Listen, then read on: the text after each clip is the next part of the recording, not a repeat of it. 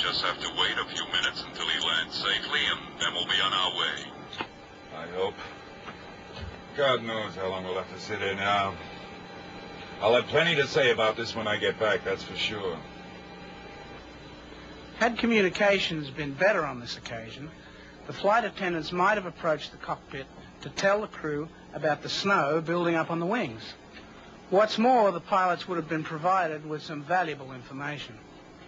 One of the findings of the inquiry was the urgent need to improve crew communication and coordination. Joint training sessions to achieve this and to help break down perceptions of one crew's role as being more important than the other were recommended. Responsibility for the safety of the aircraft and passengers rests with every member of the crew. The point here is that in the case of Flight 363, the crew were doing exactly as they had been trained to do. No fault can be found in the way they carried out their duties. What was at fault was the system which dictated the way those duties were to be carried out.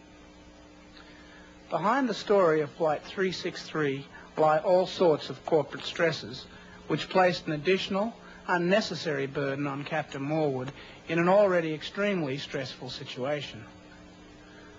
The takeover of a smaller airline by Air Ontario had forced the amalgamation of pilots from two very different corporate cultures.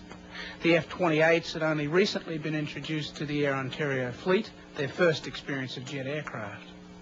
Overseeing the introduction of the F-28 was a relatively young and inexperienced management pilot who was already overloaded, having to also serve as F-28 program manager, chief pilot, training pilot, and company check pilot. As Flight 363 waited for the Cessna to land, one passenger in particular, a pilot with Air Canada, stared out of the window with more than just a passing interest in what he saw. He was watching snow accumulate on the F-28's wings.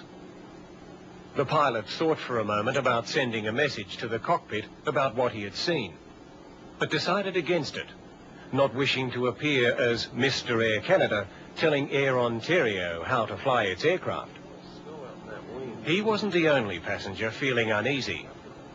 On board was an officer of the Royal Canadian Mounted Police, who had also noticed the snow building up and decided he would ask the question. Excuse me, miss. There's a lot of snowing on the wing. Are we going to feed the ice before we take off? Oh, I really wouldn't worry about that. That'll blow away during the take-off run. And anyway, this wing has automatic de-icing. Yeah, but that's only along the leading edge. Say could only respond to this remark with a shrug of her shoulders. This episode says a great deal about the boundaries of communications between the crew. In her testimony to the inquiry, Hartwick, the only surviving member of the crew, was asked for her interpretation of Say's gesture. She replied that she believed it meant something along the lines of, "Sorry, but it's not up to the likes of us to decide." So in spite of the police officer's prompt, neither flight attendant decided to go to the cockpit to find out if Captain Morwood was aware of the snow on the wings or to tell him about the passengers' concerns. Okay, folks, the aircraft has landed and we're on our way. At 12:09 hours, Mills radioed Kenora that Flight 363 was rolling 29 Dryden. At 12:11 hours, the aircraft crashed in a wooded area approximately 926 meters from the end of the runway. It burned for some time. 24 people died, 21 were seriously injured, another 24 had minor injuries. No one escaped unharmed. Watching that sequence of events, it appears that ice on the wings of the F-28 was a key factor in the crash of Flight 363. It was the reason that despite 2 attempts, Captain Morwood couldn't get the aircraft to fly before it plunged into trees less than a kilometre from the end of the runway. But could such a tragedy, and others like it, have been prevented? The answer is yes. It could have been prevented. There are a number of factors which led to the crash of Flight 363, including the people involved, the corporate pressures and the decision to put an aircraft such as the F-28 in poor weather into an airport like Dryden, which had no ground support. However, one of the critical elements was the failure of the crew to communicate to one another. Sure, they were talking to each other, but they were acting not as one crew, rather they were two separate crews, a flight crew and a cabin crew. Air Ontario isn't alone in this, however. In airlines throughout the world, communications between the cockpit and the cabin are not always efficient and effective. Flight attendants sometimes feel intimidated by the mystique surrounding the cockpit and believe their remarks will not be taken seriously. The natural difference in the two jobs, the different circumstances in which they work, brings about a division. When this interferes with procedures, it's potentially dangerous.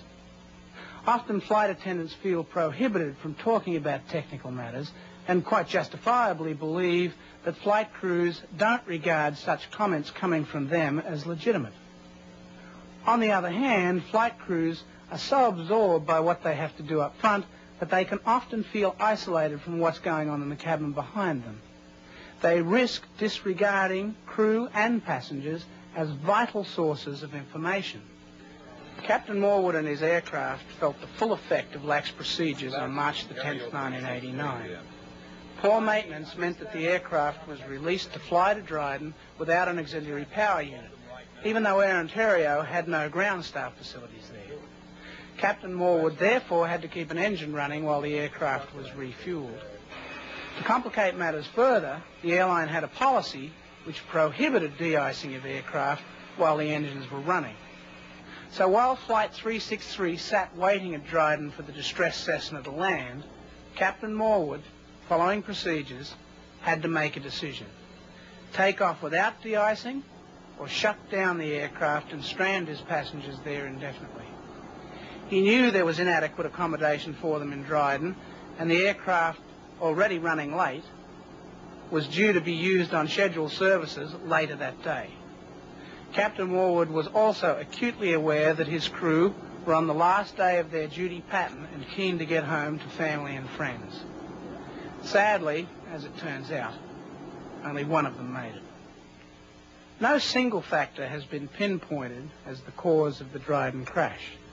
The incident prompted one of the most intensive investigations ever carried out into an aircraft accident, and as a result, some 200 separate and broad-ranging recommendations for change have been made. As an examination of what happens when systems and communications are inadequate, it has lessons for all of us.